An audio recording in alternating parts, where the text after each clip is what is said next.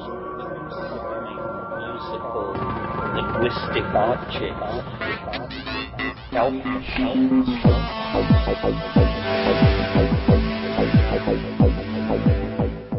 Greetings from Cyberdelic Space. This is Lorenzo, and I'm your host here in the Psychedelic Salon. Today's program is a continuation of the series of trialogues held between Terence McKenna, Ralph Abraham, and Rupert Sheldrake at Esalen in September of 1989 and again in 1990. So far, the trialoguers, I guess that's probably not a real word, but it does have a nice ring, don't you think? The trialoguers. Anyway, in the first podcast of this series, the trialoguers gave us a brief glimpse of their backgrounds and how they came together, and that was in our podcast number 58. We then heard tape 1 of the series, which was titled Creativity and Imagination. Now we move on to the first side of tape 2, which is titled Creativity and Chaos, and we begin with Ralph Abraham's short introduction to chaos theory.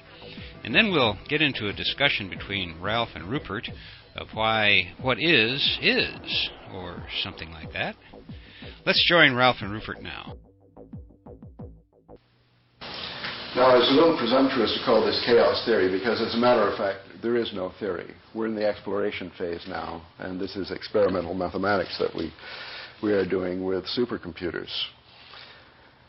But I think it might help if you had just a little idea of chaotic dynamics and the idea of the thing. So I want to give a 2 or 3 minute primer so that you could understand what is a chaotic attractor.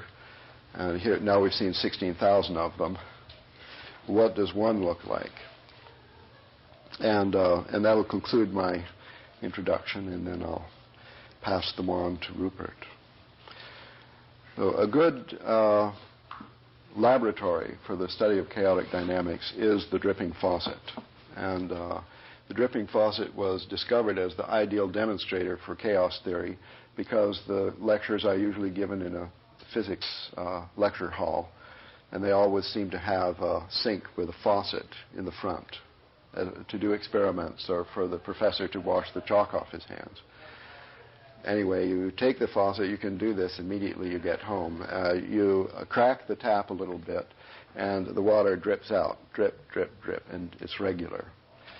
If you crack a little more, then the drips speed up, but they're regular.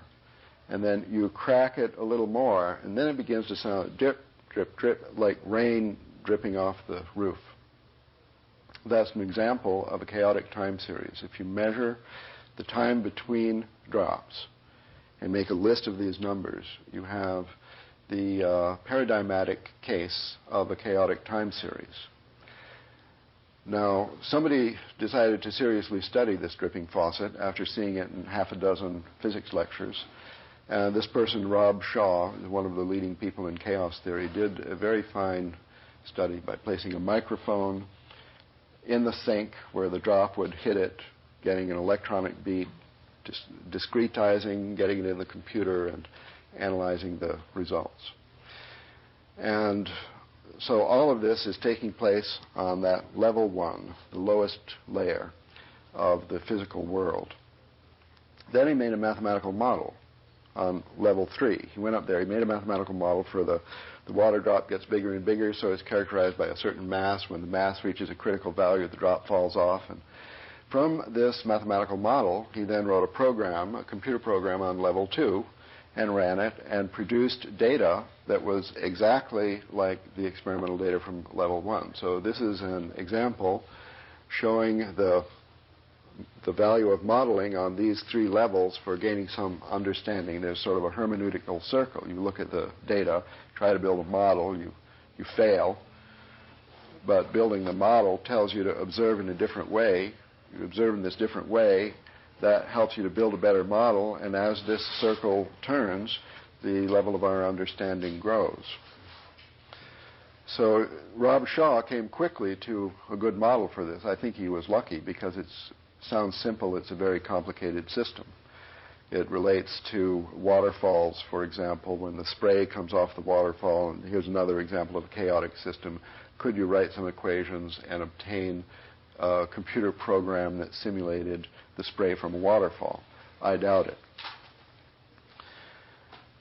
The new way of looking at the data that came to him from the theory was to take the sequence of numbers, the time between drops. You just visualize a column of numbers. And you make a carbon copy of it and move it over to the side. And then you whack one number off the top and move it all up one number. Now you have a series of pairs. And then you plot these pairs on the plane as a set of points. So he did this. There's a film or video available for aerial press that shows the machine actually doing this. And from this totally chaotic data, viewed in this particular way, which is called chaoscopy, you get these points in the planes that if the data was really random, the dots would be all over the plane. Instead, they lie on a curve, a smooth curve. So from the observation of the data in this way, the smoothness of the curve suggests a kind of model that you can actually take off the shelf in the building where the chaos theorists are working and apply it to your data, you see. And the simplest model on the shelf of the chaos theorist's closet is called the logistic equation. It produces a series of numbers that are apparently random, but actually they comprise one of these simple geometric figures.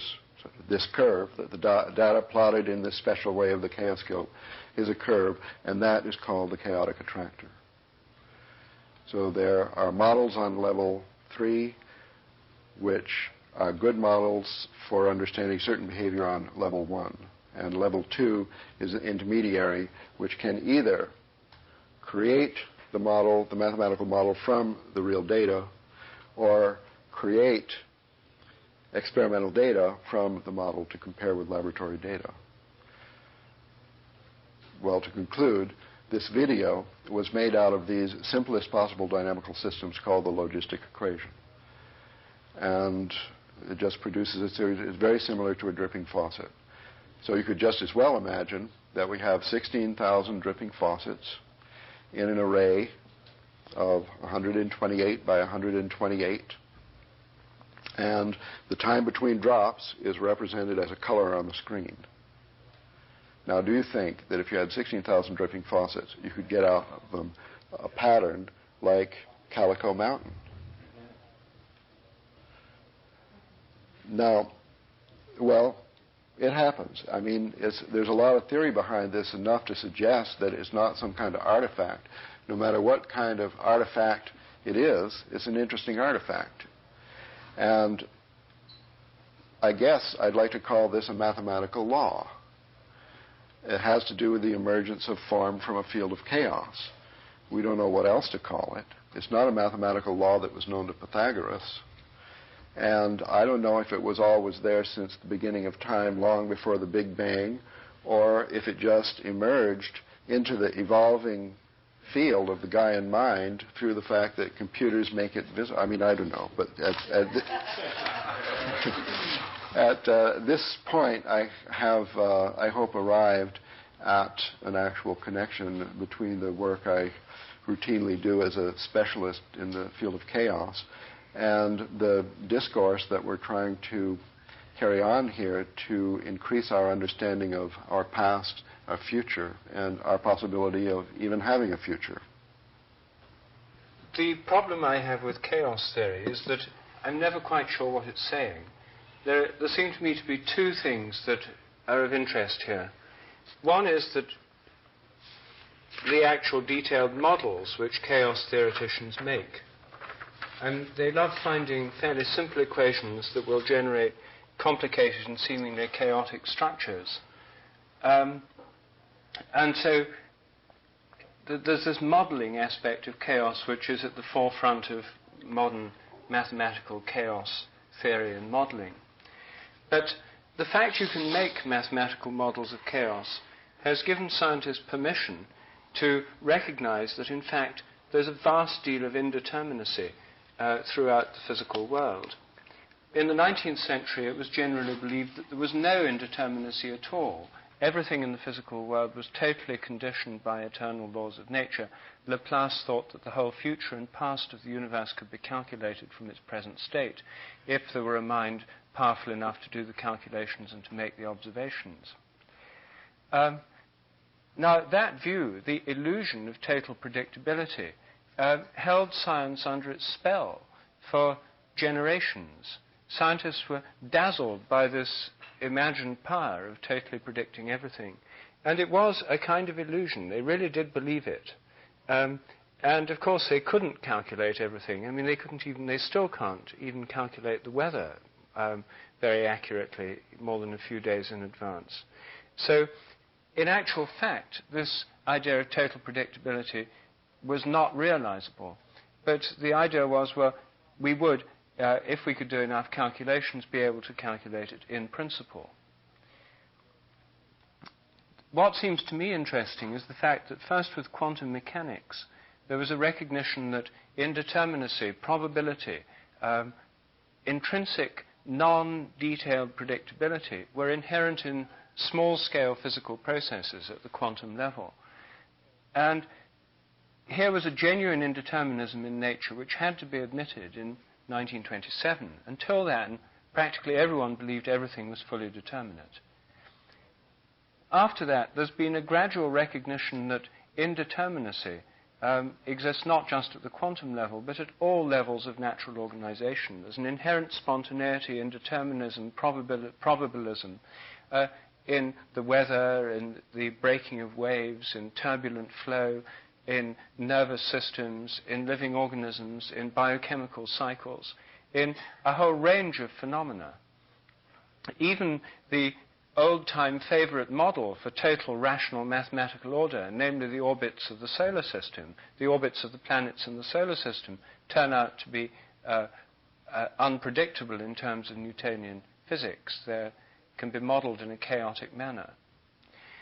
Anyway, this indeterminism has been recognized at all levels of nature. So there's the idea that what we can model with old-style physical models is an abstraction from a very small number of idealized cases, that the natural world simply escapes the modeling, most of the modeling processes which were the dominant features of traditional physics. Now, it seems to me this openness of nature, this indeterminism, this spontaneity, this freedom, is something very interesting, and it corresponds to the intuition of chaos in its intuitive and mythological sense. Mathematicians have used this word chaos in a variety of technical senses, and it's not entirely clear to me how these technical models of chaotic systems correspond to the kind of intuitive notion of chaos. But what I want to do is to consider how form arises from chaos, starting from a simple, intuitively obvious way in which more form appears from less through familiar physical processes. And I'm thinking of the process of cooling. If you start with something at a very, very high temperature, atoms can't exist. The electrons fly off the nuclei, and you get something called a plasma, which is a sort of soup of atomic nuclei and electrons in a kind of gas. There's no longer individual atoms. The whole things, they disintegrate into a mélange, a mixture of their component parts, the plasma, which has its own kinds of properties. If you cool these plasmas down, when you reach a certain temperature, it's low enough for atoms to form, and atoms begin to come into existence. Electrons start circulating around nuclei. You get atoms forming. You get a gas of atoms. But the temperature is still too high for any molecules to form. And say it's a hydrogen plasma, and you cool it down, you'll get hydrogen atoms, but you won't yet get any hydrogen molecules. Cool it down further, now you get hydrogen molecules. You cool the system down further, and you get a stage where more complex molecules can come into being. But they're still gaseous. Cool it down further, and they turn into a liquid, which has more form, can form drops and flow around, and has quite complex, ordered arrays of molecules within it. Cool it further still, and you get a crystal, which is an extremely highly regularly ordered formal arrangement of the atoms and the molecules. So you get a progressive increase in complexity of form as you lower the temperature. And in traditional kinetic theory, lowering temperature means less random kinetic motion of the particles. So you're getting a cooling down and an increase in complexity of form as the cooling process takes place. Now, we all know from the cooling of steam into water, the cooling of water into ice, that we know about this process from everyday experience. We've seen this aspect of it, and we've seen how if you cool water vapor down, you get ice crystals emerging, and these ice crystals have a considerably high degree of order. So there's this formative process which we see through cooling occurs as the thermal chaos in the ordinary sort of everyday sense of chaos is reduced because as cooling happens, more form emerges.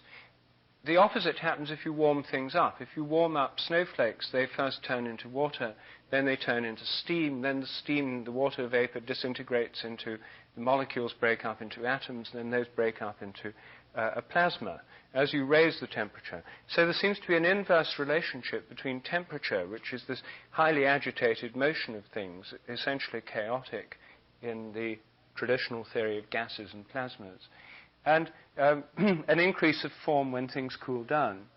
Now, in a sense, that's what has happened in the entire universe. We're led to believe that the universe started off exceedingly hot, billions of degrees centigrade, so hot that stable forms were not able to emerge.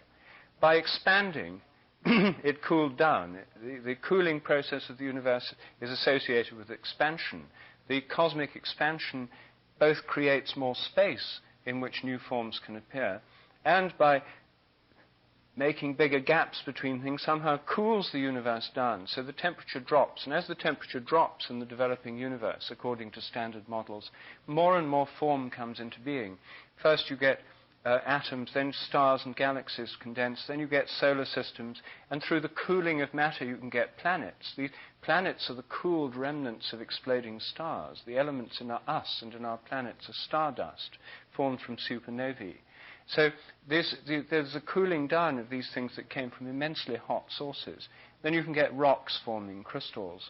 And in a sufficiently cool planet, and yet a sufficiently warm one, within a fairly narrow range of temperature, you can have the evolution of life as we have had on Earth. So this appearance of forms comes out of an initial state where these forms are not present, and they appear through a kind of cooling. There's a formative process going on, and we can call this one way of looking at the emergence of form from chaos or disorder. Well, how do these forms come into being? This is the big problem of evolutionary creativity. How do the first molecules, how did the first zinc atoms come into being? How did the first methane molecules? How did the first salt crystals? How did the first living cells? How did the first vertebrates? How did the first of anything come into being in this evolving universe as it expanded and cooled?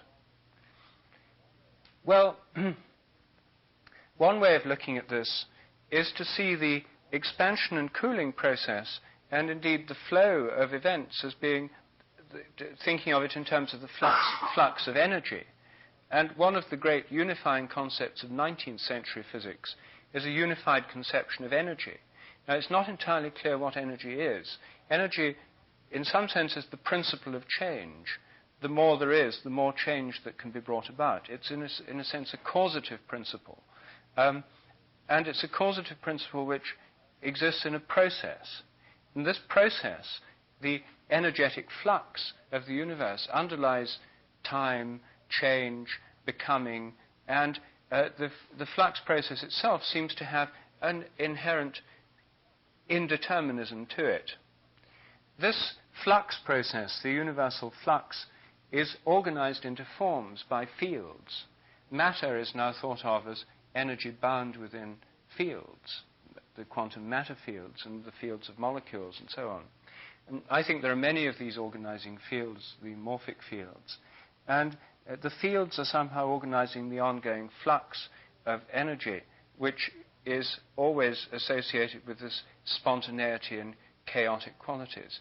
So even organized systems of a high level of complexity still have this probabilistic quality. The fields that organize this energy to give rise to material and physical forms are themselves probabilistic. Chaos is never eliminated. There's always this indeterminism or spontaneity at all levels of organization. So there's a formative principle, which is the fields, and there's an energetic principle, which I think has the chaos inherent in it. It's a kind of change, which left as pure change would be chaos. One way of thinking of these is in terms of the Indian notion of Shakti as the energy indeterminate principle, and Shiva as the formative principle, working together in a kind of tantric union to give the world that we know. Now, if there's this formative principle that comes through the fields of nature, then one of the questions is, how do fields operate? How are these fields governed? How do they have the forms, shapes, and properties they do? Well, I think that the organizing fields of living organisms, of crystals, of molecules, and so on, are organized by, I think that they are what I call morphic fields, and that these fields contain an inherent memory, so that these fields are essentially habitual, and nature is the theatre of these habitual fields organizing the indeterminate flux of energy. Fields themselves, by having this energy within them, have this indeterminate quality too. But this then brings us to the question of creativity. How do new fields, new forms, come into being in the first place? Where do they come from?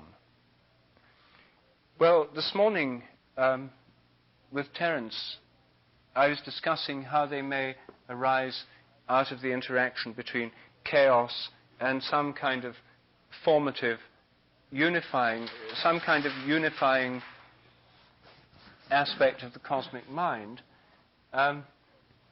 which Ralph has hijacked for the Pythagorean sect by calling the realm of mathematics. That there's an interaction here between these two levels, giving the world of becoming that he's shown by the wiggly line in the middle. Well, this is one way of looking at it. And this brings us back to the question of the nature of what he calls the mathematical realm, this sort of formative realm. Is there a kind of mathematical realm before the universe, somehow beyond space and time altogether, which conditions all forms of creativity, all patterns and possible systems of organization that can come into being with the world? Or are these all made up as the evolutionary process goes along? These are questions we've already touched on this morning. I myself think that if we take the view of things coming into being as evolution goes along, if we think of the cosmic, the soul of the world as having a kind of imagination, we can think of these as coming into being as nature goes along, and we can see this imagination as having many levels. There'd be a kind of cosmic imagination, which would be the soul of the world, the anima mundi, the soul of the universe. A cosmic mind, soul, and imagination. Within that, there would be clusters of galaxies, each of which would have their own mind, soul, or imagination. Then there'd be galactic ones, then ones for solar systems, then one for planets, then ones for ecosystems, then ones for societies of organisms and individual organisms, organs, tissues, and so on. There'd be many levels of organizing soul. I think these morphic fields could be regarded as an aspect of the souls of systems at different levels of being. Then there'd be the possibility of a whole range of imaginations, that we don't have to leap straight from what's happening in a social insect colony or in an animal or a plant or in a social system, a human social system, straight to the divine imagination or the mathematical mind of God or the transcendent realm of mathematics. There's a whole level of imaginations in between, a whole level, and within the Earth, we're embedded within the solar system with its own particular kind of soul and imagination, and that within the galaxy. So there'd be a whole set of levels at which creativity could come forth from souls with imaginations. Now, I think the difference that we might have to consider between all this and the traditional doctrine of the world soul is that in the traditional doctrine of the world soul of Plotinus and of Plato, they had a threefold system where there was the intellect, with the intelligence, which was really the realm of forms or ideas or the logos. And embedded within that was the world soul, which had as its characteristic an attractor. The world soul had space and time within it and was concerned with the realm of becoming, namely the cosmos, not with the realm of being, which was the realm of these pure forms. And as the prototype of the cosmos, the world soul had this cosmic attractor as its entelechy, its goal. And this was a striving towards the eternal perfection of the divine. And then within the world soul, there were hosts, hierarchical levels within levels of souls of all the different systems within the universe, each of which had its own autonomous existence. A holistic or holarchic vision of souls within souls. The view that they had was that the qualities of the world soul were all fixed by the eternal forms, the eternal mathematical mind. The view that I want to consider is that the world soul or the world imagination makes up these forms as it goes along, that there isn't out there a kind of mathematical mind already fixed, already full, that what we do is make mathematical models of various aspects of nature.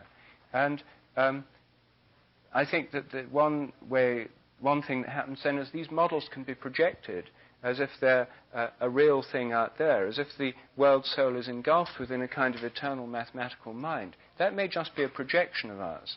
The world soul may have an autonomy. It may be no more mathematical than our own souls are when we're dreaming. I mean, there are certain numbers and numerical forms come into dreams, but there's no sense when we're dreaming that these dreams are being generated by equations, or that they're essentially mathematical in structure.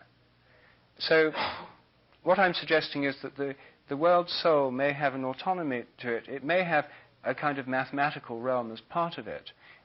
But that if we think of it as having its relation to mathematics and its relation to the creation of form, the ordering of chaos into patterns and forms and structures, then this mathematical aspect of it may evolve along with nature, just as our own understanding of mathematics evolves in time.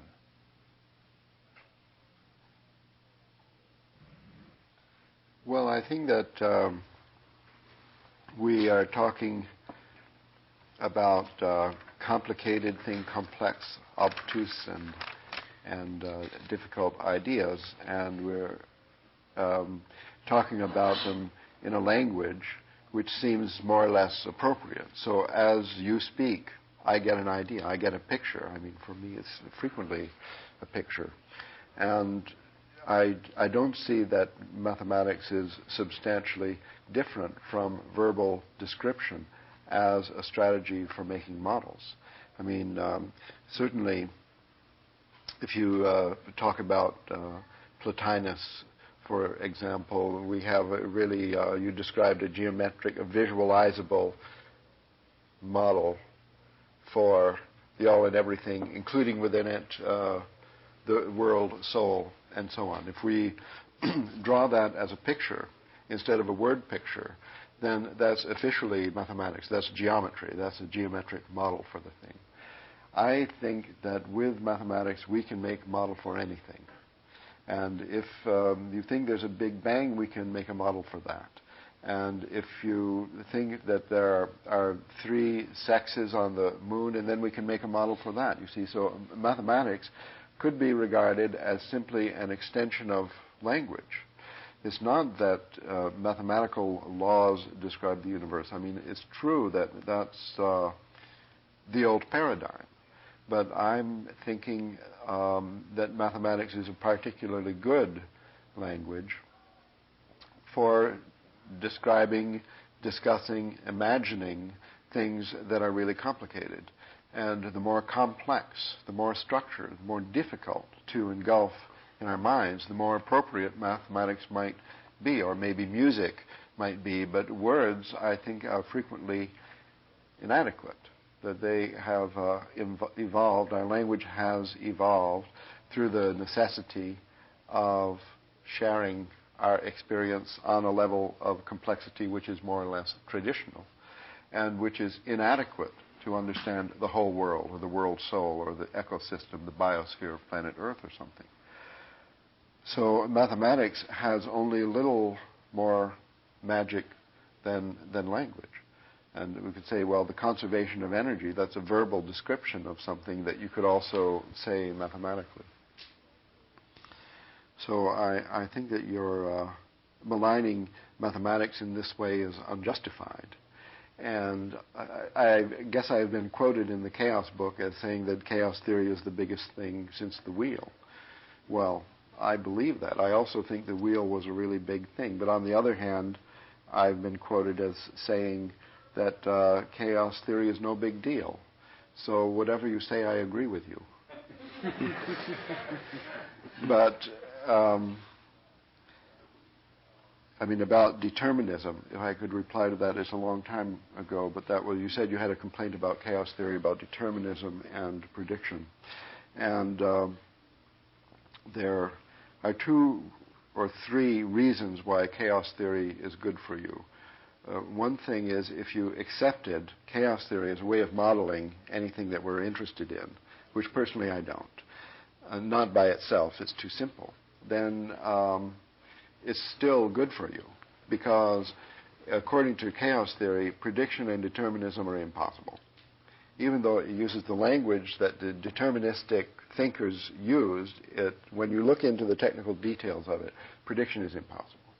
You only get a sort of a probabilistic something or other. Secondly, the models for anything that you want to talk about, such as cooling is a good one, they don't come from chaos theory, they come from bifurcation theory. And that is really good for you, because bifurcation theory exemplifies the best in mathematics. The most it can possibly do for you is rule out a lot of possibilities that you might imagine might happen, and then the mathematics says, well, no, according to the assumptions that you said you believe, then all this won't happen, only this. And then you get a list of 3 or 4 of these so-called bifurcations. They're the only things you're going to expect to see in any system which is well modeled by the theory where these models come from.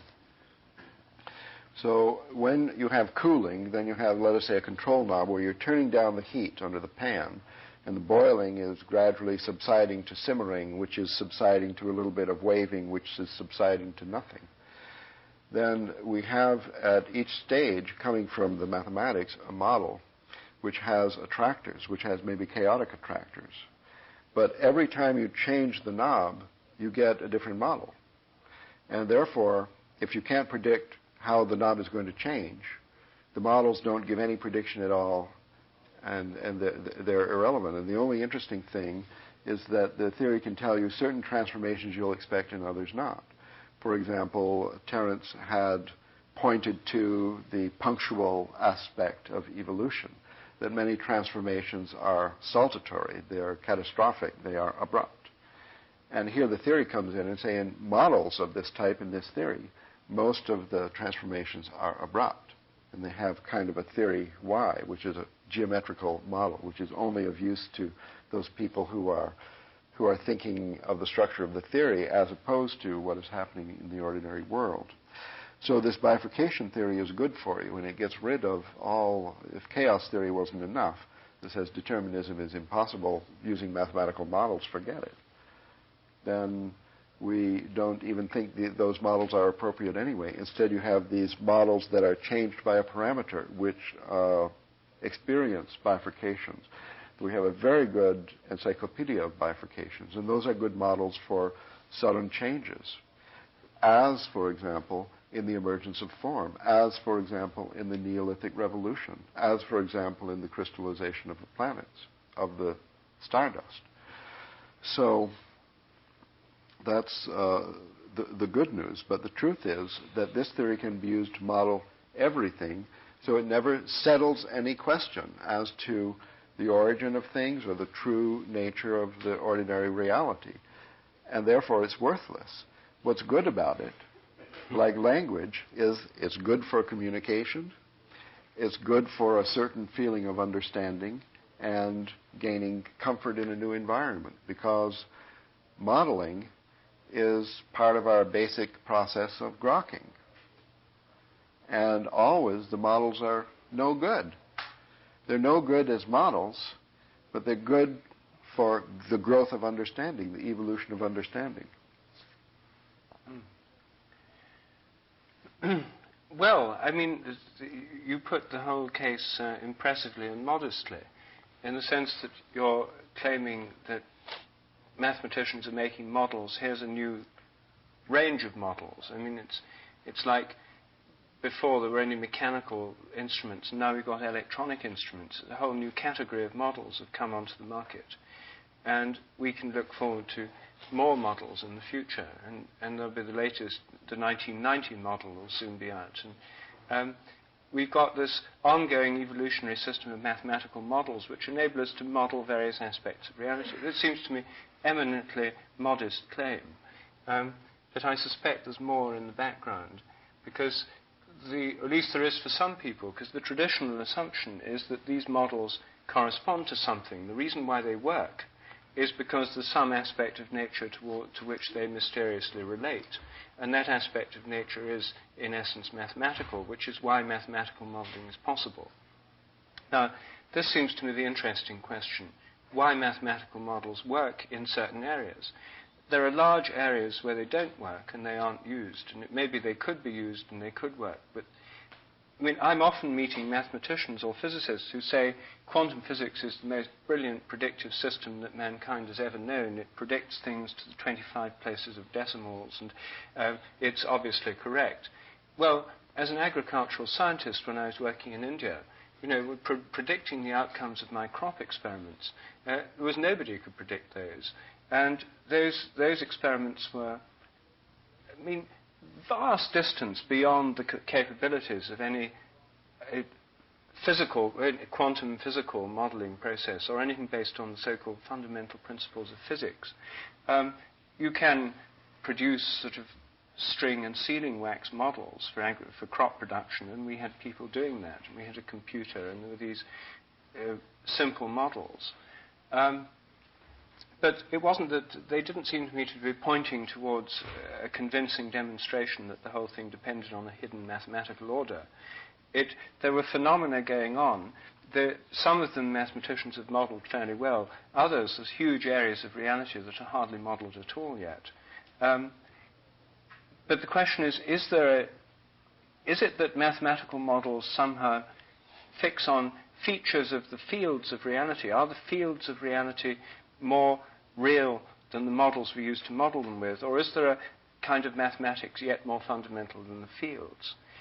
Is the electromagnetic field, the magnetic field, for example, the north and south poles of the magnet, is that field polar, in the sense it has a north pole and a south pole? It clearly has a polarity. And is the electromagnetic field polar in electric charge as well? There's a positive and there's a negative charges. These polarities we find inherent, for example, in the electrical and magnetic fields. Are those because there's some kind of Pythagorean two system or duality in some archetypal realm beyond nature that's reflected in everything that happens in nature? Or is that just the way fields are, and that when we look at lots of fields we make an abstraction and we make conscious in a mathematical model something which is inherent in the nature of the organizing fields of reality, but which doesn't exist in some transcendent mathematical realm? Well, you could ask different mathematicians and get different answers. I'll give you mine. And other mathematicians would say it doesn't count because I'm not a mathematician, and this answer, in fact, is the proof of that. But I think that, for me, mathematics is a beautiful landscape, an alternate reality, and there's infinite possibilities not yet loomed into view, not seen, but I suppose they exist. It's just a fantasy. And there may be other parts which don't exist, but they'll be created by the efforts of people such as myself who just go there all the time and hang out there and study there and give it energy, which is the nutrition and so on. So there is some older part and some younger part in the mathematical landscape, and this entire system is in coevolution, I suppose, with the evolution in ordinary reality. In this mathematical landscape, there is only small parts which have been used and probably ever will be used for modeling anything in ordinary reality. From the viewpoint of any non-mathematician, which is almost everyone, then those pieces of mathematics that have been used by somebody for modeling something familiar, like the simmering in the bottom of in the boiling water, those parts are the only parts of mathematics that are visible. So then they proclaim how amazing the perfect fit between the mathematical concept evolved solely in the context of the human mind and this boiling pot of water. How amazing, something real, something only in the mind, the resonance, you see, but it's just like some small parts of mathematics that have ever become visible in that way. Furthermore, they became visible primarily in the context of mathematical physics. And mathematical physics, I guess, is unfortunately an evolutionary dead end. So you have to carefully watch out to take any inspiration from it, especially something like quantum electrodynamics. You have a really good one, mathematical physicists such as Stephen Hawking going on record in several of his books saying that theoretical physics is done. Everything we can figure out is figured out now. And other theoretical physicists would like to say, I'm sure that, we'll progress a little further. But basically, although Hawking is probably wrong, in essence, he's kind of right. Because this whole subject is devoted to the study of the simplest possible systems. Now, when you talk about your experience as agricultural scientist and so on, there you are talking of experience in a realm which is infinitely more complicated than the most complex system that a physicist ever looked at. So the parts of mathematics that have been used by these physicists are the parts that are the least interesting to us. And I want to tell you this good news that, at least in my opinion, mathematics offers much more to the more complex sciences than it offers to physics. And the whole potential of mathematics to aid us in our own evolution comes from the fact that it can extend our understanding of systems that are too complex to understand without it. It might be good for that, you see. So that when you just change the weather a little bit and these peas grow at the expense of those and so on, the understanding of that complexity could be aided. I mean, in any ecosystem, you have so many different things. You talk about the butterfly effect, and we don't know that one oil spill off the coast here could produce desertification and bring on the equivalent of nuclear winter.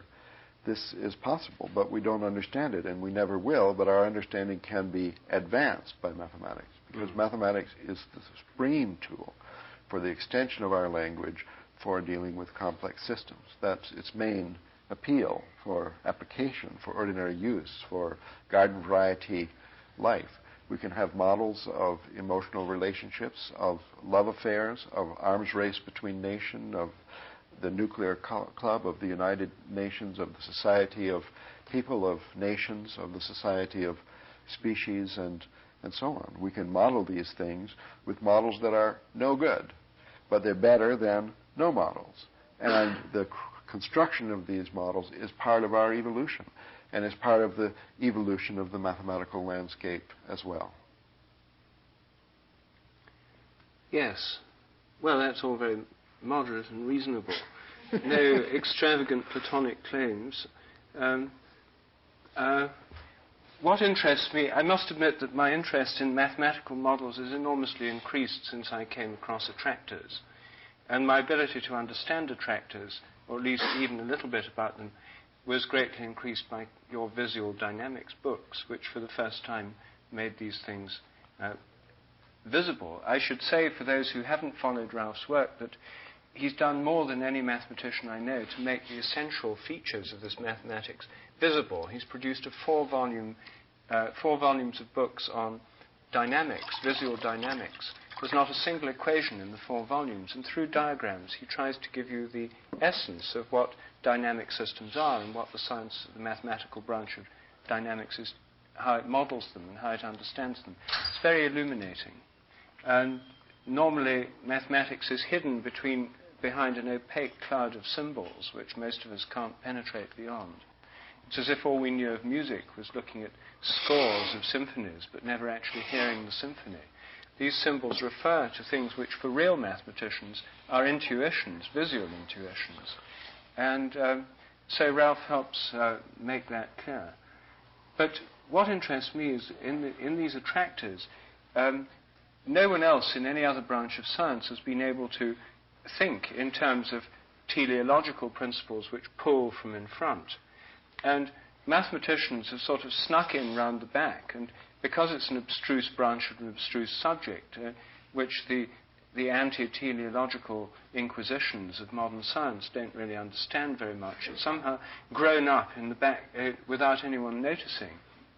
And now we've got this whole system of dynamical attractors, including chaotic attractors, that have been developing for years without those who police the frontiers of science noticing what was going on. Sort of illicit crops of models have grown up in clearings and backyards, as it were. And it seems to me that they've really quite changed our way of thinking about nature, because they have made it conceivable to think of what Aristotle called the entelechy, or what this pulling process. Now, what I'd like to know is how you think attractors work. I mean, I know you'll say that all we're doing is modeling what actually happens. We're not saying anything about the underlying reality or fields or structures that make it happen. We're just describing or modeling what actually happens in the physical world. The interesting thing is the models of attractors imply that a future state draws the system towards it. And I suppose you can say, well, the model isn't in the future, or the state isn't really in the future. It's only a description of what you've observed in the past. Can you believe that I'm going to leave this discussion hanging in midair like this? Well, I wish we had time to go on today, but I've got to get back to my never-ending project of working on a new and improved version of the Psychedelic Salon's website. And if I don't spend a few hours every day working on it, I'm never going to get it done. But what I'll do to try to make up for it a little bit is to post the second half of this tape early next week, before I post another non-trialogue program. That way, we'll at least get both sides of each tape in back-to-back podcasts. A few programs ago, I mentioned a fellow podcaster, KMO, who podcasts on the C-Realm channel. That stands for Consciousness Realm, I'm told. Well, he called me the other day to ask me to pass along his thanks to all of you who have checked out his podcast. Apparently, some of us saloners are finding his programs interesting as well. I guess I should give full disclosure here, because part of his 10th podcast includes an interview with me. My first podcast interview, by the way. One of the things I noticed about KMO's website, which can be found at crealmpodcast.podomatic.com, that's c-realmpodcast.podomatic.com, and the link's on the Psychedelic Salon's podcast page if you didn't catch all of that. Anyway, KMO has done a really great job of providing extended program notes where you can find links to some of the things that we talked about. And you might want to check it out if you have the time. And now that I've heard a live podcast/phone interview, I've decided to try one myself. And so the podcast after the next one will include a phone conversation between me and my friend, the great Sheldoni, otherwise known as Sheldon Norberg, author of the groundbreaking book, Confessions of a Dope Dealer. So if you've ever wondered about the dope dealing business, you might find that upcoming program of interest. And I guess I should put in a special note here to my friends. I'm assuming you're my friends in the DEA and other fascist enterprises who are monitoring these podcasts in a pretense of doing some investigative work. Sheldon has been out of the dope dealing business for a long time now. Long enough for all the statute of limitations to run, for sure. And you won't hear any tips on how to get started in the business either. But you will hear a fascinating story of how the war on drugs helped to spawn an entire new class of entrepreneurs. in junior high school, no less. And if you don't want to wait until next week to hear Sheldon's story, you can always go to our Amazon store at matrixmasters.com, and you'll find his book at the top of the page. Before I go, I should mention that this and all of the podcasts from the Psychedelic Salon are protected under the Creative Commons Attribution Non-Commercial Share-alike 2.5 license. And if you have any questions about that, you can click on the link at the bottom of the Psychedelic Salon webpage, which you can find at matrixmasters.com/podcast. And if you still have questions, you can send them an email to lorenzo@matrixmasters.com. I'd like to thank Chateau Hayuk for the use of their music here in the Psychedelic Salon, and thanks again to Ralph Abraham, both for participating in the trialogues and for letting Bruce Damer and me digitize your tapes of these sessions and put them online for our friends here in the Psychedelic Salon to enjoy. And for now, this is Lorenzo, signing off from Cyberdelic Space. Be well, my friends.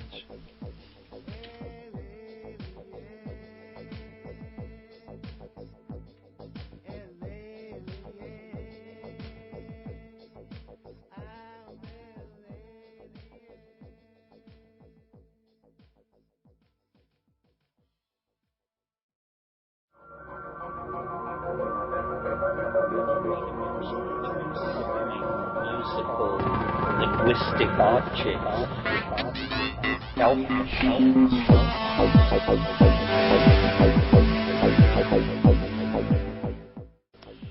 Greetings from Cyberdelic Space. This is Lorenzo, and I'm your host here in the Psychedelic Salon. Well, just as promised, today we're going to hear the continuation of the previous podcast in which Ralph Abraham and Rupert Sheldrake were discussing creativity and chaos. And this is from the first series of trialogues they held, along with Terence McKenna, at Esalen in September of 1989. There's one little hitch here, I guess, and that is that the first 12 minutes of the tape had a really bad hum in it. I guess there was some sort of a problem with the line connection from the board, but it magically cleared up about 12 minutes or so into the recording. And I did my best to remove that annoying hum, since it was really pretty loud. But unfortunately, taking it out sort of distorted their voices just a little bit. But it's only for the first few minutes, and it's not nearly as bad as listening to that hum. So let's not delay any longer. When we left them in our last program, Rupert Sheldrake was just beginning to describe his understanding that mathematical attractors pulled from the front, as he put it. And so we'll pick up with Rupert concluding his thoughts about chaotic attractors, and he'll be immediately followed by Ralph Abraham expressing his surprise with both Rupert's and Terence McKenna's take on attractors, which he didn't quite buy into. The fact is, how everyone tries to get out of it, they do seem to be dealing with a new conception, a pulling rather than pushing, something that's more Aristotelian than mechanistic, something that involves the pulling from the front, like a cosmological reason for that. Let me get what Terence and I were discussing this morning, an attractor for the entire cosmic evolutionary process. Well, I have to admit that when I heard this morning from both of you, my God, I was astonished at this interpretation. And I can't say it's wrong, but I can say that it's different.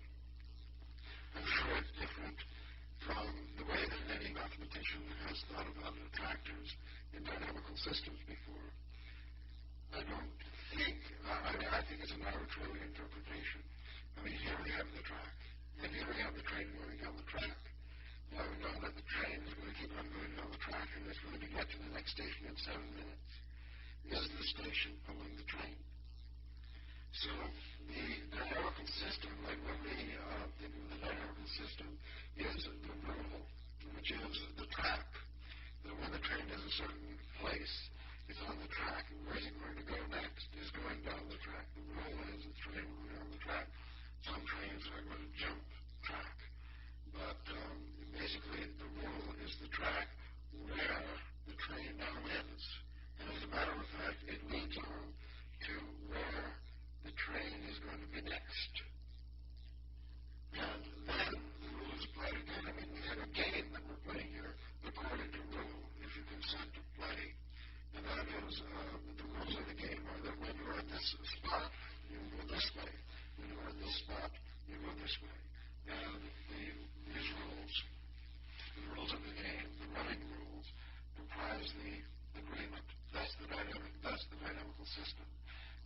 some merit somewhere. Maybe there isn't even, but we imagine that then it has turned the crank on the axiomatic system, and it says eventually you'll get to the destination, the station, which might not be a point, it might be a circular track, or it might be a tangled up heap of track, which is a chaotic attractor. That doesn't mean that the attractor is pulling the train. So to think of the attractor as pulling the train, I think, is suggested by the word attractor, which never, ever, when we thought of this word in the early 1960s, did we ever think that it would be interpreted in this way. But now I can see it's the obvious interpretation that anyone would make when they read this word. It means nothing. Okay. And the second problem was confronted by Sir Isaac Newton. When he chose the word attraction, for gravitational attraction, as Voltaire said in 1730 when he visited London, this was years after, 30, 40 years after Newton, 50 years after Newton had developed these ideas, they were still not accepted in France.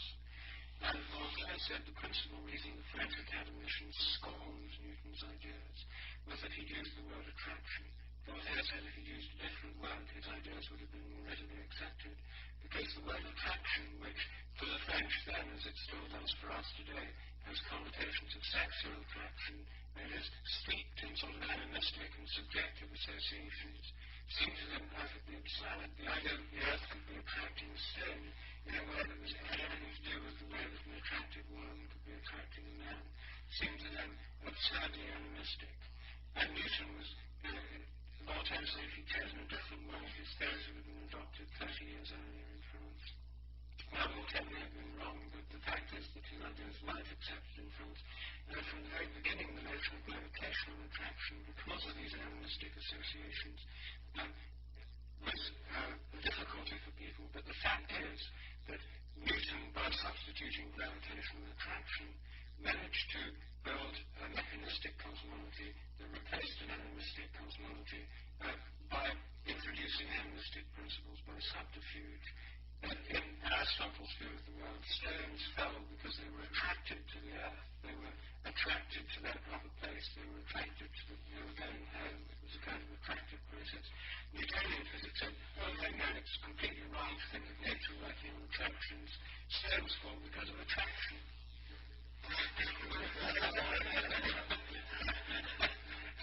And then, if you say, well, wait a minute, isn't that rather a funny word to use? They said, oh, no, forget about any sort of animistic associations. This is a totally technical term. So we've been through this particular thing before. So what's happened is that in the evolution of science since the mechanistic revolution, attraction has been reinvented again and again, and its inventors choose the name, and there's a sort of disavowal that this is what they're saying, because the name has such an inherent appeal and plausibility, seems to correspond to the way nature is going. They then remember that science isn't meant to be like that and sort of pretend that actually it's just a coincidence. You could have called it something else. The Newtonian physics and the triumph of the mechanistic system, in my opinion, only works because what it was seeking to deny was introduced into it by a kind of subterfuge and pretended that this was a mechanical principle, whereas it was something else. And I suspect that the same is true with your fundamental attractors myself. And you see, I think even if you take your example of the train, the station isn't pulling the train. But in a sense, what's motivating the train is the purpose of the people getting to New York or Los Angeles or London, unless human beings were purposive and had destinations they wanted to get to, unless railway companies had schedules and planned the way they ran the trains in accordance with what they thought supply and demand was, that train wouldn't be running.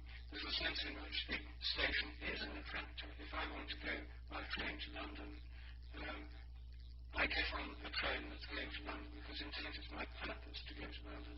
And the idea that the train can be modelled as if it's attractive, but actually it's just a fixed system, dynamical system running along rails that happens to end up at London. If you observe enough trains on the London Railway line, you see lots of them going to London, say, within the model of London as an attractor, but it's got nothing to do with attraction.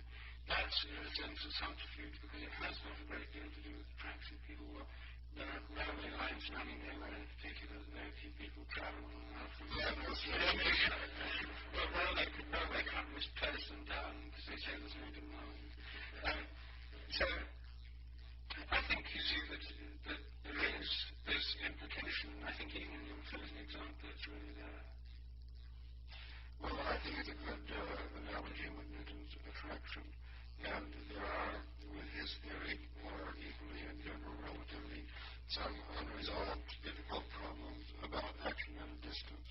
action at a distance in space. And I think that we have the same thing here, but it's a question of action at a distance in time. And there are two different times that are being confused, and I think the idea of two-dimensional time that a couple of people have already suggested could aid us here. The train goes down the track and arrives at the station, and that's the attractor, but it's not actually pulling the train. So there is an action at a given instant before the train arrives at the station. The arrival at the station is still in the future. The problem with thinking of the station pulling the train is that the cause is then in the future. That's the problem with this teleological approach.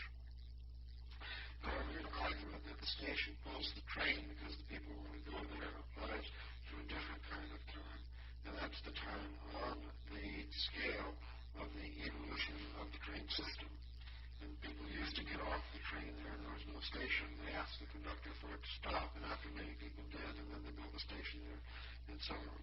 So I think the more interesting thing, rather than a dynamical model, attractors and so on, as the exerting an influence over the past to approach the future.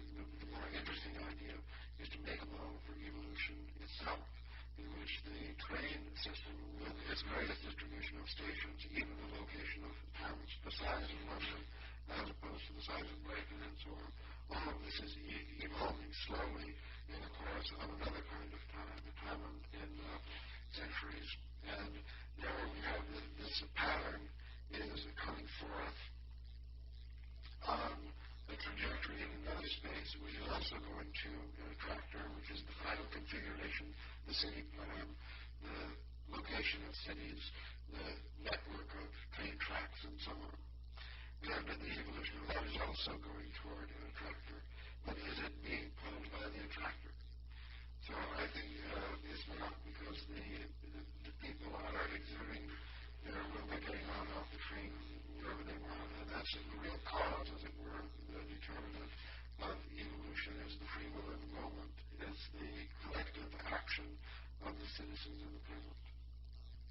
Now, just one more thing I said before we asked Terence for his opinion. There's a sense in which we face this problem in our own psychology, there's a sense in which our own motivations. You see, motivations in the ordinary psychological sense are not pushing from behind, but pulling from ahead.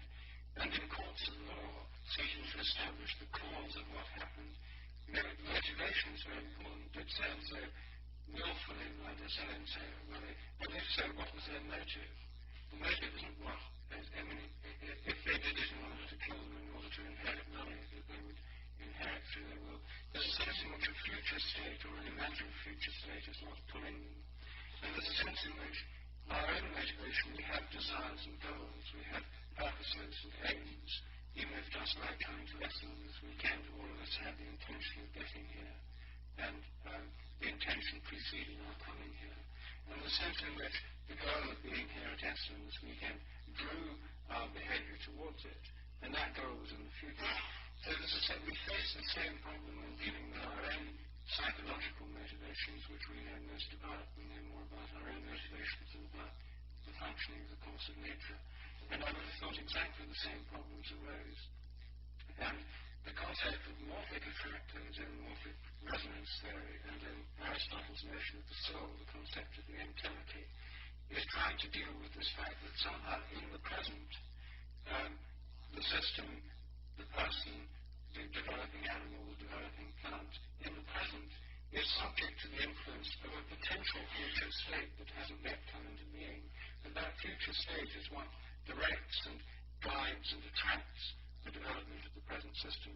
Now, is that future state existing in the present in some other dimension or direction of time, or is it actually out there in the future and pulling from tomorrow or the day after tomorrow through time? I mean, these may be just different ways of trying to imagine how this is. Well, we've arrived at the imagination.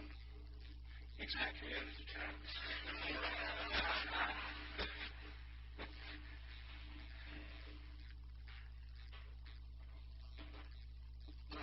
Oh, very interesting. I had a lot to say about the earlier part, but I'll work backward through it. I think Whitehead had a phrase called appetition for completion, which is, I take to be what this attractor notion is seeking to concretize. If we didn't use the word attractor, if we tried to be true to the notion that the thing was being pushed from behind the process, then we would have to use a word like the propeller or the motivator. And in these cases, I think intuitively, or perhaps it's just the habit of my own thinking, these seem to be inelegant terms. They seem to immediately raise questions of operational detail that attractor doesn't. We know how things are attracted to something. They simply move toward them. But if something is propelled towards something, if something is motivated towards something, then we have to visualize an engine strapped to it that is moving it toward an end state which it somehow is able to magically find, where if you view the attractor as the bottom of an energy well, then anything put into the energy well will make its way to the attractor, because the attractor is the least energetic state. And so the whole system tends to move in that direction.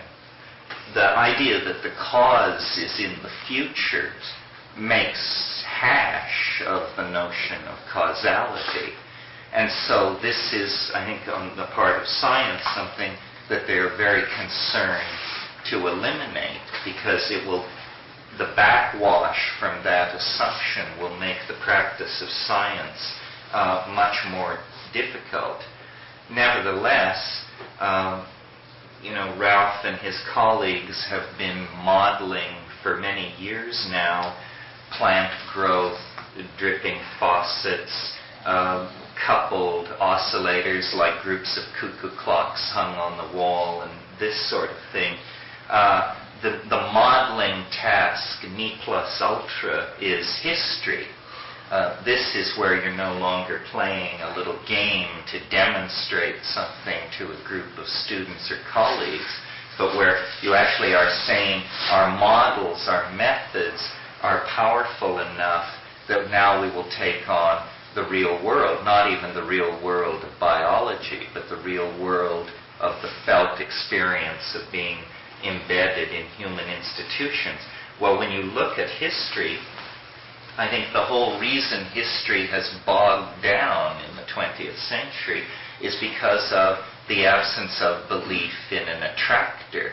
This is the hideous legacy of existentialism and all the philosophies constellated around it, that there is no attractor, there is no appetition for completion.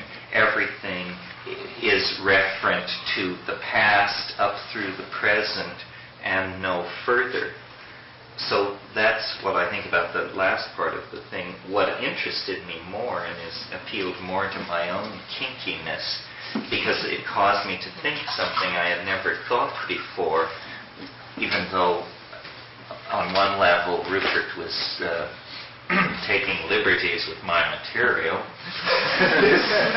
this notion about complexity and cooling, I saw, perhaps because I heard it from his lips rather than my own, I saw a dimension which I had never seen before, which is my tendency is always to carry any principle to the ultimate extrapolation. And if in fact the increase of complexity in the life of the universe is directly related to falling temperatures in the universe, then it seems to me it's reasonable to suppose that the most complex states in the projective history of the universe will occur at very low temperatures. Well, isn't it interesting then that phenomena like superconductivity and stuff like that has to do with low temperatures. And superconductivity is fascinating to cybernetic engineers because it's a way to preserve information from decay. You see, if you put information into a superconducting circuit operating around absolute zero, it will be impossible to disrupt that circuit without destroying it. And people like Erwin Schrödinger, as early as the mid-30s, suggested that since life seeks to stabilize itself against mutation, the obvious principle to be brought in to aid in that task would be something very much like superconductivity. Well, I don't want to belabor the point in my little space of time, but in fact, the way in which charge transfer and things like that occur in DNA suggests that nature may have incorporated this principle into its mechanics. What this says to us in the present that is particularly poignant, I think, is that our cultural phase transition that we are going through vis-a-vis machines may signify that we are not, as I have always thought, very close to the maximized state of novelty, but that we're somewhere out in the middle of that wave that goes from the beginning to the end, and that what the cultural transition that we are doing is about is we are downloading all novelty so far achieved into a much colder and stabler regime, the cold and stable regime of silicon crystals and arsenic-doped chips and this sort of thing. And this is, a fairly appalling idea, because I think we all have a horror of being replaced by machines. But on the other hand, prokaryotes were replaced by eukaryotes, and there have been several of these replacement scenarios in the history of life.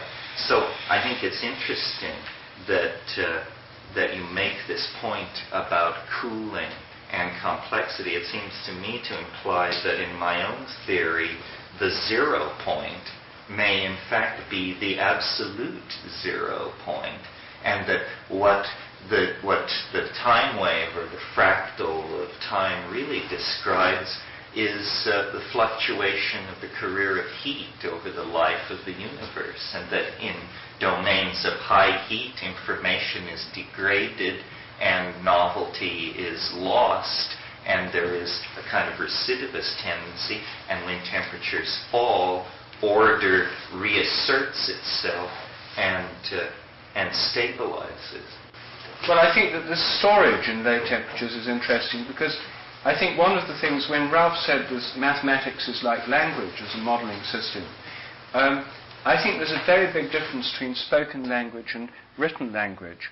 When you get written language, the first ones we know about are written on rocks, the ultimate low-temperature crystalline storage system. The Ten Commandments, as given to Moses, were written on tablets of stone. I mean, this is this kind of permanent storage system. And putting things in silicon crystals is a more sophisticated way, but this is essentially a low-temperature storage method. You couldn't do it. You couldn't write on water or in the wind.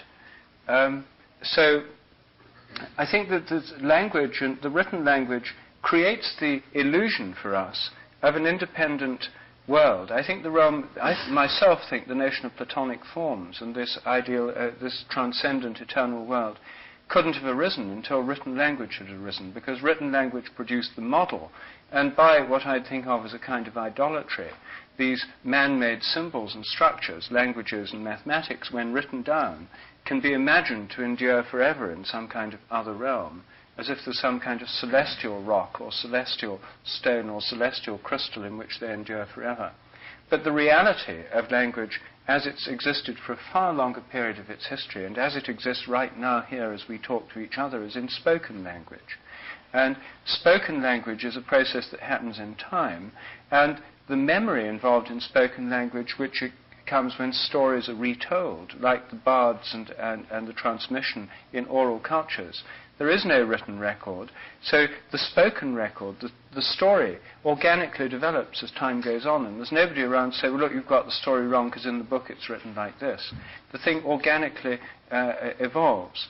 And so I think a model of language is a kind of model of reality. An oral tradition has this constantly evolving and conserved, and yet conserved model. Whereas as soon as you've got a written one, as soon as you've got written records or written mathematical formulae, you get the impression, an imaginary realm of sort of eternal forms by just sort of projecting the notion of things written down. Anyway, that was just what I wanted to say in response to what you said. And I think that's one way in which we get this, or we could easily get, I'm not saying for sure the mathematically Platonic or Pythagorean realm is an illusion, but it would be easy to see how such an illusion could be produced. Well, I imagine, just to be contrary, that mathematics preceded not only writing, but mathematics probably preceded language as well. Certainly, mathematics preceded writing. And in mathematics, we have, for example, a circle, a line. I mean, these are, for Plato, the ideals. Right? So do we need writing on stone to think of a line or a circle or a triangle as being eternal form? And the evolution of this kind of mathematics preceding writing was probably done by drawing in sand. And writing evolved by drawing in sand, and only later you had drawing on stone.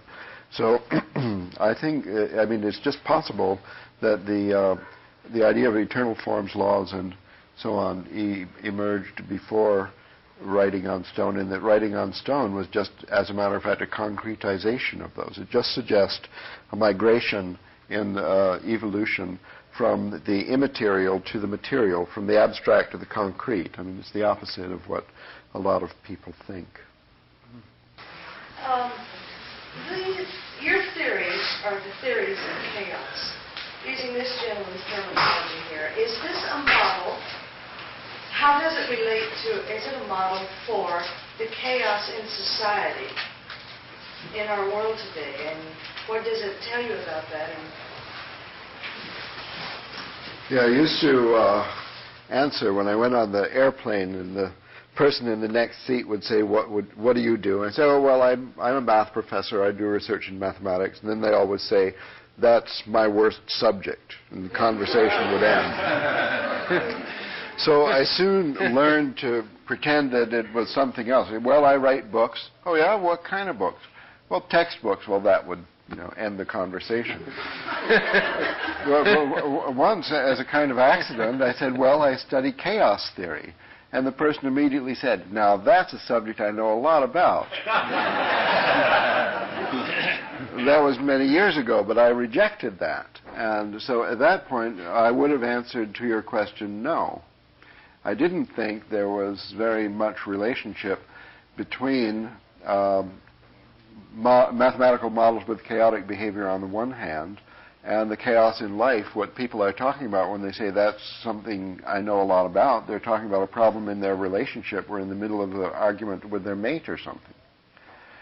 So, but my attitude has changed over the years, and more I've been trying to make models in the social sciences in general, and now I have, for example, a project in psychoanalysis to model, working with a group of psychoanalysts to model the therapeutic situation.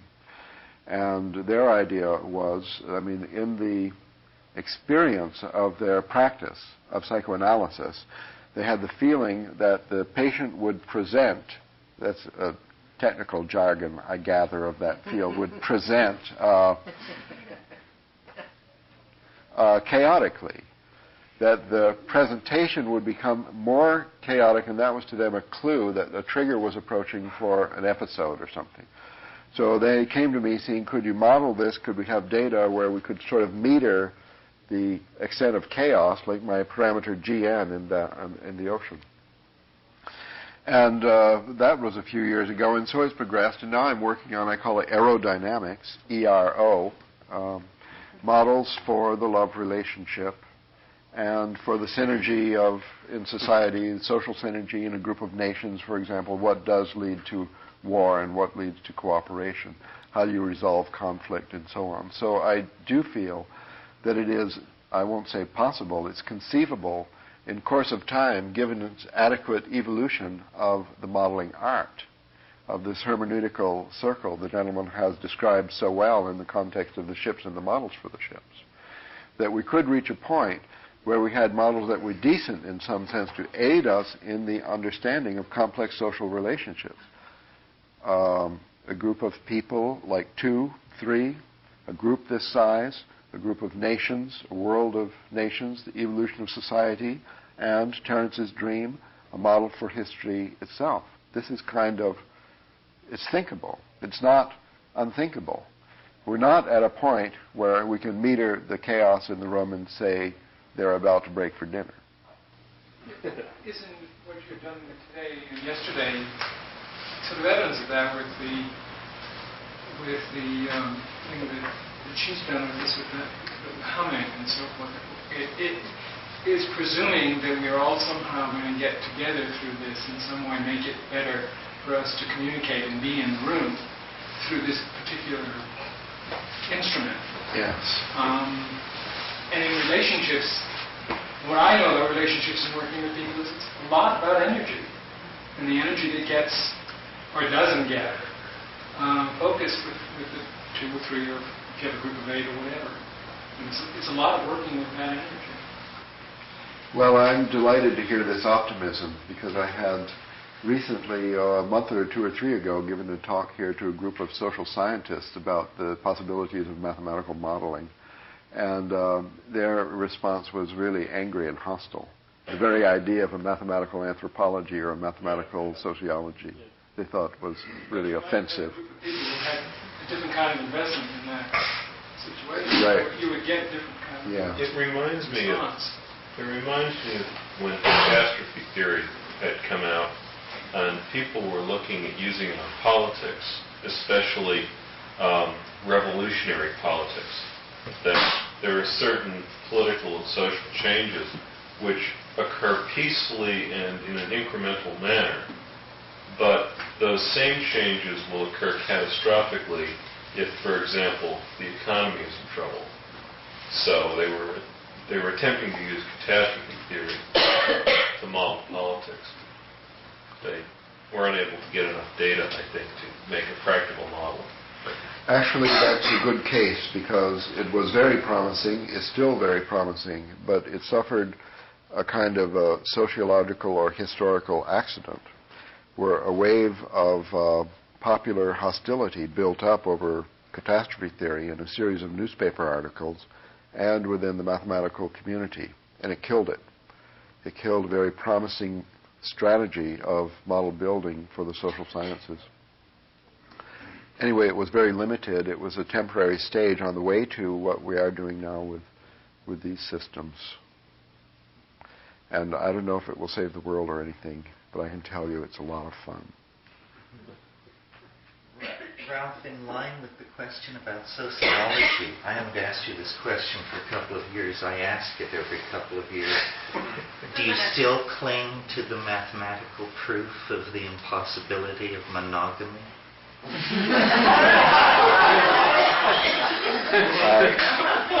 I don't remember your asking that 2 years ago, Terence, nor ever before. Do you remember making the statement? Not only I don't remember, but I say I proclaim to you all it's impossible I ever made such a statement, because as I've just explained to Rupert, I don't believe in the resonance between the models and the actuality of ordinary life. I think that it evolves our understanding to play with models. Well, they do have a certain practical value, but I don't consider that the interesting part. So if I had a mathematical proof of the impossibility of monogamy in a certain model universe of model relationship in level 3. I might have spoken about that, and you made what Gregory Basin called a category error and thought I was talking about human relationship. But you know, I never actually speak about human relationship. I wish you had told me this years ago.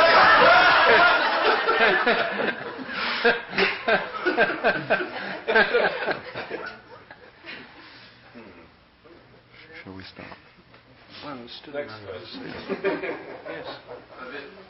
This whole notion of the role of modeling, I find very central to the discussion, especially where it's tied in with the feedback between the abstracting and the concretizing, and blends them together so that your model, you sail your model out, and it keeps changing itself.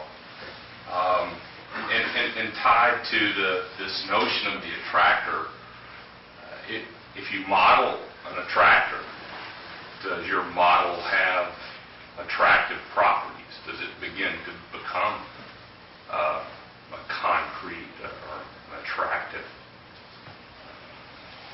entity? We'll have to ask Terence about this, since he's been using this word extensively today, appetition, and I don't know exactly what it means.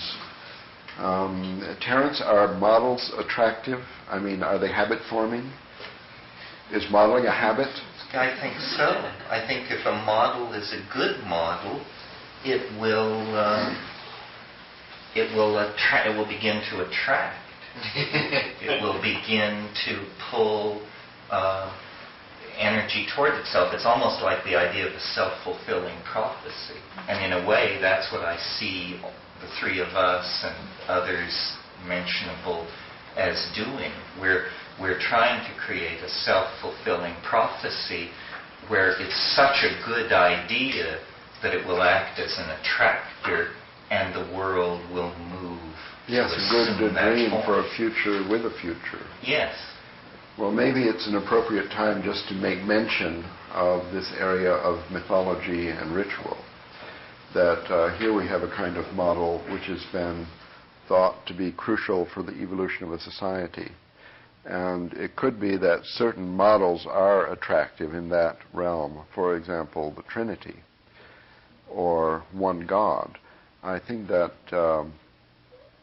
it's possible, I mean, there's an alternative possibility in that the models aren't attractive exactly, but you have springing up thousands of new societies around the planet every few years, and some of them will survive. They're like mutations in the social sphere, and some will survive for a while and others not. And some may have a really huge history, like 3,000 or 5,000 years. Or our civilization, how old is this one? It starts with the Renaissance or in the time of Christ. Is, say, in the Renaissance, this particular model with its very complicated pantheon of gods and goddesses. I think it could be natural selection of societies that have adopted a certain model and made it a habit, whether attractive or not. And then the longevity is not because the model is attractive, but because it has a certain evolutionary advantage, or advantage in whatever is the selection mechanism. Or it could be that certain models, like the Trinity, are intrinsically attractive, and that's why there are so many societies with Trinity as their model, which had a long lifetime. Another example, just to follow up, where does it make it over? You know, where does the model cross over? When does Frankenstein's monster get, citizenship papers, or how does the model stay not part of the real world? Or, you see what I'm saying, or trying to get at here? That the model becomes it. I mean, the model is just a plan.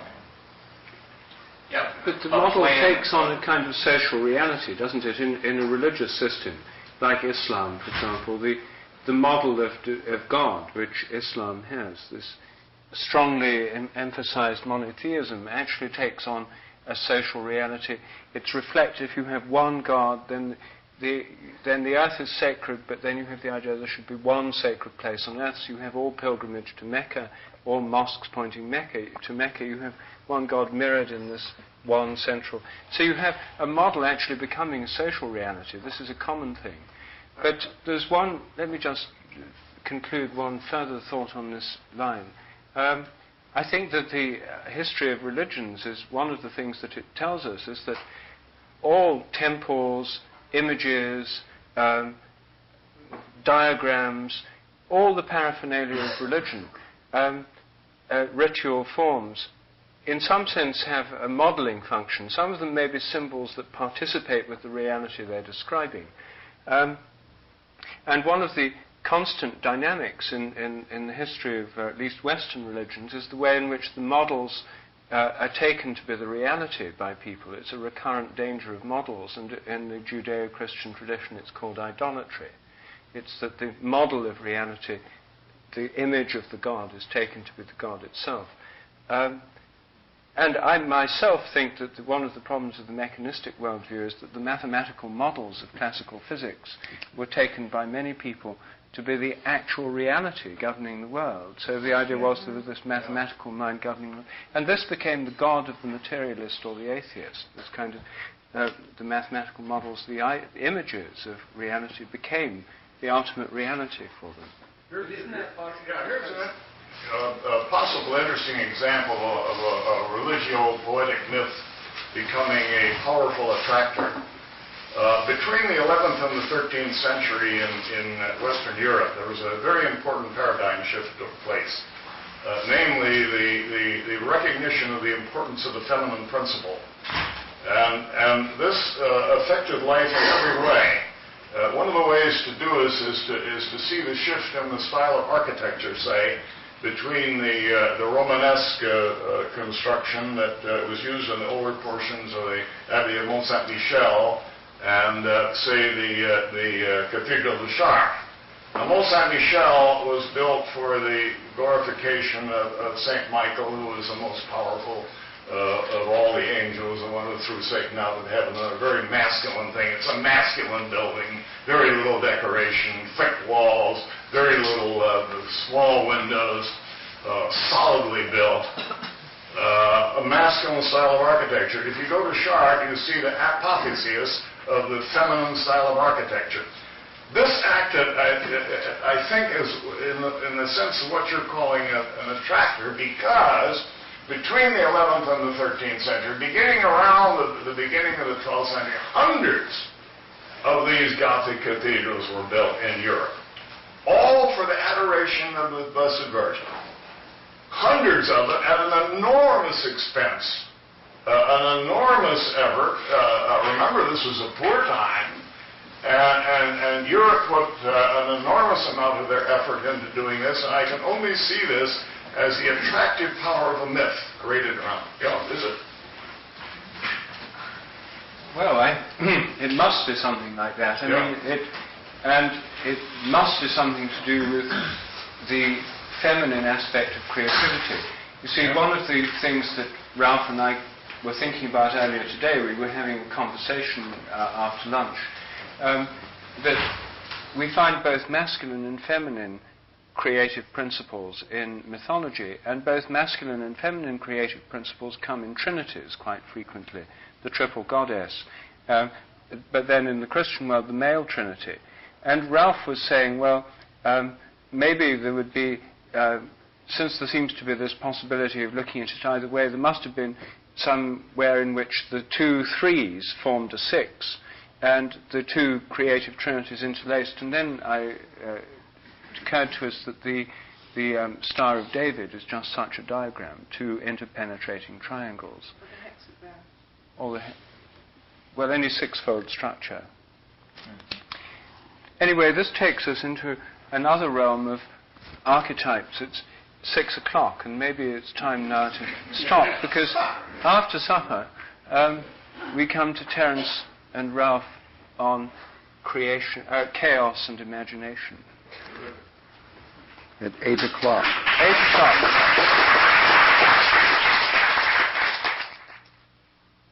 And that's where we'll pick up with the next trialogue, which will be the podcast after next.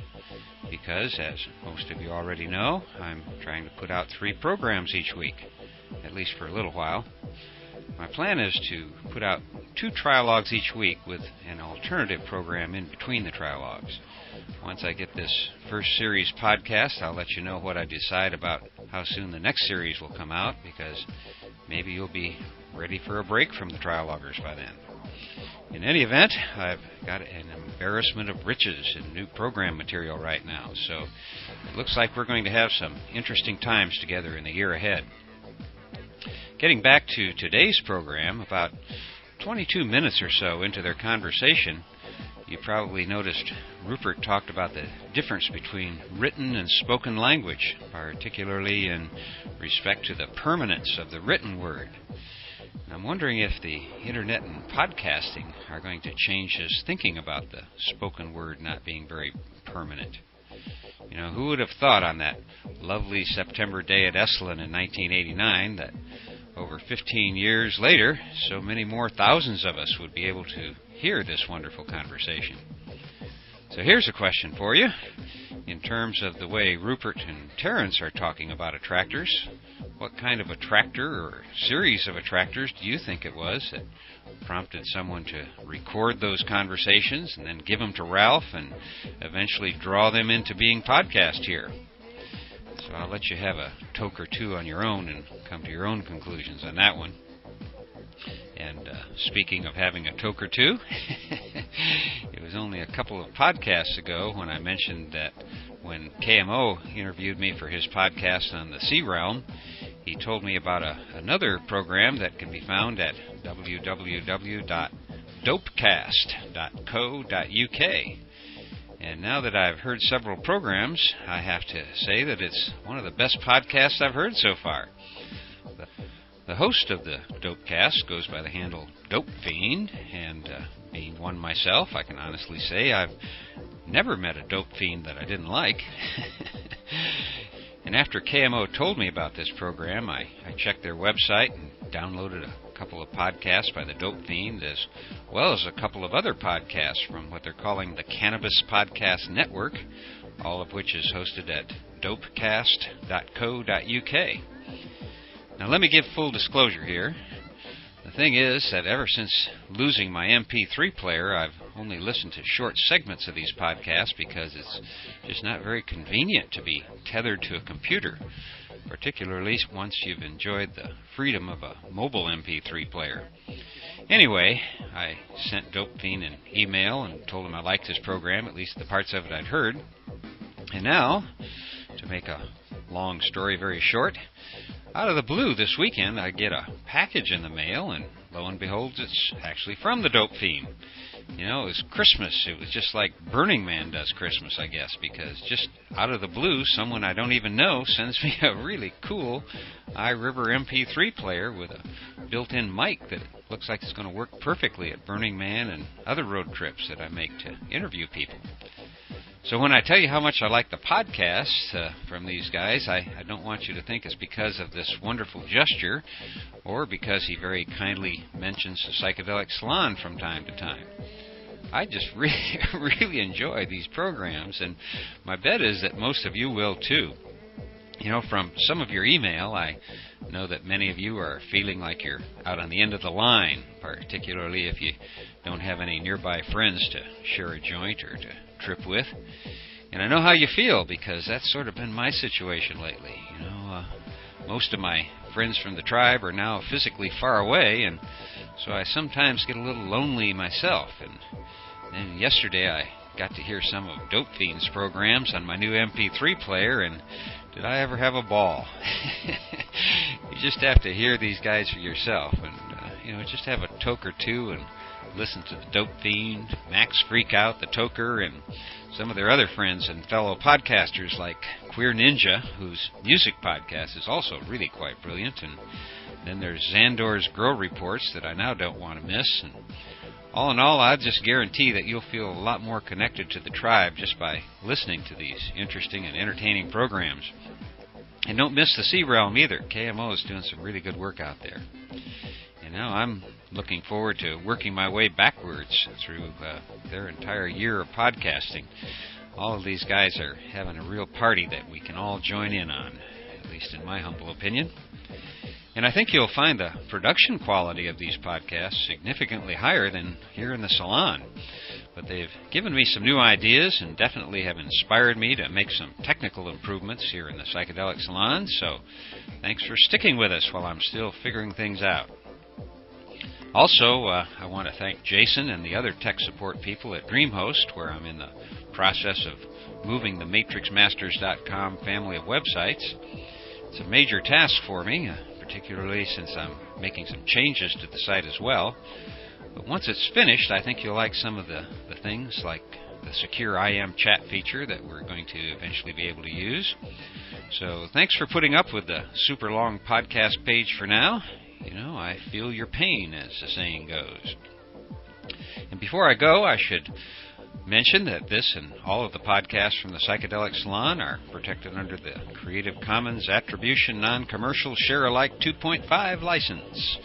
And if you have any questions about that, you can click on the link at the bottom at the podcast page at the Psychedelic Salon, where you can find that, of course, at matrixmasters.com/podcasts. And if you still have questions, you can send them in an email to lorenzo@matrixmasters.com. And I want to thank Jacques Cordell and Wells, otherwise known as Chateau Hayuk, for the use of their music here in the Psychedelic Salon. And thanks again, Ralph Abraham, both for participating in the trialogues and then for letting Bruce Damer and me digitize your tapes of these sessions and put them online for our friends here in the Psychedelic Salon to enjoy. And for now, this is Lorenzo, signing off from Cyberdelic Space. Be well, my friends.